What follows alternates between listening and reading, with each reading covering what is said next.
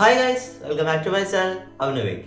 അപ്പോൾ നമ്മൾ കണ്ടിട്ടുള്ളത് നമ്മുടെ SLC social science exam 2025 public എക്സാമിനേഷൻ്റെ റിവ്യൂ ആയിട്ടാണ്. അപ്പം ഫസ്റ്റ് നമുക്ക് എക്സാം ഉണ്ടായിരുന്നു അറിയാം. ഫോർ മീ പേഴ്സണലി എനിക്ക് ഈ ഒരു എക്സാം വളരെ ഈസി ആയി തോന്നി. ഫസ്റ്റ് 1 മാർക്കിൻ്റെ ക്വസ്റ്റ്യൻ, അതായത് ഫസ്റ്റ് 1 മാർക്കിൻ്റെ 5 വായിച്ചപ്പോൾ തന്നെ എൻ്റെ കിളി പോയി.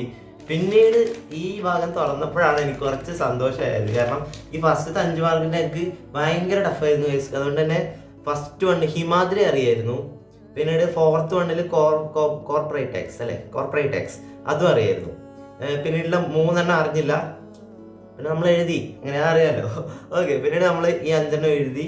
അപ്പോൾ ഫസ്റ്റ് ഞാൻ ഉത്തരം പറയാം. ഫസ്റ്റ് 1 ഹിമാദ്രിയാണ് ഉത്തരം. സെക്കൻഡ് 1 CR ദാസ് ആണ് ഉത്തരം. തേർഡ് 1 N ഗ്ലാഡൻ ആണ് ഉത്തരം. 4th 1 കോർപ്പറേറ്റ് ടാക്സ് ആണ് ഉത്തരം. 5th 1 ഭദ്രാവതിയാണ് ഉത്തരം. അപ്പം ഇതിൽ 5 മാർക്കും കിട്ടി. പിന്നീട് അത്യാവശ്യം എല്ലാം നല്ല ക്വസ്റ്റ്യൻസ് ആയിരുന്നു. പല ടീച്ചേഴ്സിൻ്റെ അഭിപ്രായം ഞാൻ കേട്ടു. അതായത് എൻ്റെ അമ്മ സോഷ്യൽ ടീച്ചറാണ്, അമ്മ പറയുന്നത് കേട്ടു. പിന്നെ ഗവൺമെൻറ് സ്കൂളിലെ ടീച്ചേഴ്സൊക്കെ പറയുന്നത് കേട്ടു. ക്വസ്റ്റ്യൻ പേപ്പർ നല്ല ക്വാളിറ്റി ഉണ്ട്, ഡയറക്റ്റ് ആയിട്ടൊന്നും ചോദിച്ചിട്ടില്ല എന്നൊക്കെ കേട്ടു. പക്ഷെ എനിക്ക് എല്ലാം സിമ്പിളായി തോന്നി. എല്ലാം അത്യാവശ്യം ഈസി ആയിട്ട് തന്നെ എഴുതാൻ പറ്റി. പിന്നീട് മാപ്പിൻ്റെ ആണെങ്കിലും നമ്മൾ മാപ്പിൻ്റെ വീഡിയോയിൽ പറഞ്ഞൊക്കെ വന്നിട്ടുണ്ടായിരുന്നു.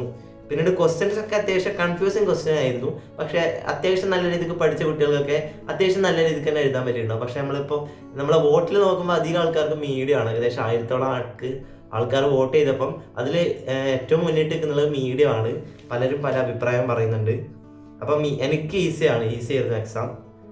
അത്യാവശ്യം എല്ലാം നല്ല രീതിക്ക് എഴുതാൻ പറ്റി. പിന്നീട് ചില ക്വസ്റ്റ്യൻസ് ഇതാ, what is the importance of observation as A method of study in sociology. അത് കുറച്ച് കൺഫ്യൂഷൻ ആയിപ്പോയി. അതെന്താ, അത് ഞാൻ ഒബ്സർവേഷൻ എന്താണെന്നും ഒബ്സർവേഷൻ്റെ ഫീച്ചേഴ്സ് എന്താണെന്നൊക്കെ എഴുതിയിട്ട് വെച്ചു. പിന്നീട് ഇതൊക്കെ തന്നെയാണ്. പിന്നീട് 18th ക്വസ്റ്റ്യൻ ഉണ്ടോ, describe the achievements of independent India in the economic sector. ഞാനതിൽ 5 ഇയർ പ്ലാൻ ഒക്കെ എഴുതിയിട്ട് വെച്ചു.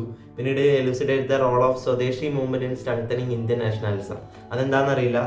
അതുകൊണ്ട് ഓർ ക്വസ്റ്റ്യനിലുള്ള ഏകദേശം ക്വസ്റ്റ്യൻസും എഴുതിയിട്ടുണ്ട്. ഓർ ക്വസ്റ്റ്യനിൽ ഏകദേശം ഞാൻ 2 മാത്രമേ വിട്ടിട്ടുള്ളൂ, ബാക്കി എല്ലാ ക്വസ്റ്റ്യൻസും എഴുതിയിട്ടുണ്ട്.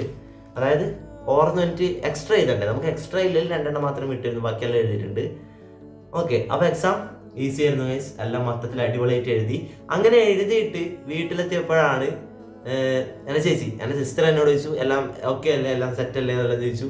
പിന്നീട് ആൻസറൊക്കെ നമ്മളൊന്ന് ഡിസ്കസ് ചെയ്തു. അപ്പോൾ ചോദിച്ചു, നമ്മൾ എക്സ്ട്രാ മാപ്പ് ഉണ്ടല്ലോ ഷീറ്റ്, അത് ജസ്റ്റ് ടൈ ചെയ്തില്ലെന്ന് ചോദിച്ചു. അപ്പോൾ ഞാൻ ഫുൾ ടെൻസ്ഡ് ആയി. കാരണം എനിക്ക് പേടിയായിപ്പോയി. ഞാൻ മാപ്പ് കിട്ടിയിട്ടുണ്ടോയെന്ന് എനിക്ക് ഭയങ്കര പേടിയായി. ആൻഡ് ഞാൻ അമ്മയോട് പറഞ്ഞു. അപ്പോൾ പിന്നെ അവിടുത്തെ ടീച്ചേഴ്സിനോടൊക്കെ ചോദിക്കുമ്പോൾ പറഞ്ഞു, സ്കൂളിൽ ചില ആൾക്കാർക്കൊക്കെ എൻ്റെ ഈ ഒരു സംഭവം ഇപ്പം ചില ആൾക്കാർ നേരിടുന്നുണ്ടോ ഈ ഒരു മാനസിക പ്രശ്നം. അപ്പോൾ അവരോടായിട്ടാണ് അറിയുന്നുള്ളത്. ചില ആൾക്കാർ മാപ്പൊക്കെ കെട്ടാൻ മറന്നിട്ടുണ്ടാവും. കെട്ടാൻ മറന്നു എന്നല്ല, ചിലപ്പം ആ ഒരു സ്പീഡിൽ ചെയ്യുമ്പോൾ മാപ്പൊക്കെ കെട്ടാൻ വിട്ടുപോയിട്ടുണ്ടാവും. അപ്പം മാപ്പ് കെട്ടിയിട്ടില്ലെങ്കിൽ ആ സ്കൂളാറ്, നിങ്ങൾ എഴുതിയ സ്കൂളാറ് ലാസ്റ്റ് ഒരു സ്റ്റാമ്പ് വെക്കാനും ഒക്കെ ഉണ്ട്. പിന്നീട് അവരത് ചെക്ക് ചെയ്യുന്നതാണ് പറയാനുള്ളത്.